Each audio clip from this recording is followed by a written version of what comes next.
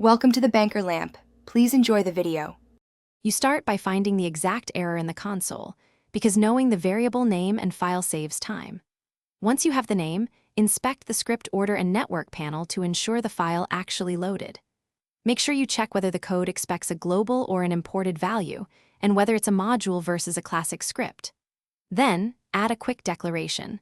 Let const or var or restore the missing import to get the runtime to stop throwing the error. Next, you resolve scope and timing problems by aligning module usage and load order. If the code expects ES modules, switch to type equals module or adapt your bundler entries. Otherwise, export and import the value explicitly.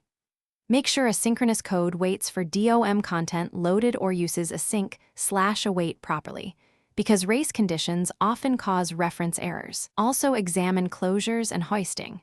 Move declarations above their first use, or wrap code in an EIF to isolate scope and prevent accidental globals.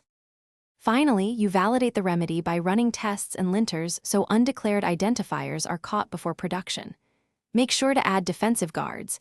If a third-party global might be absent, check typeoff before use or wrap access in try/catch. Once done, deploy to staging and monitor the console for regressions.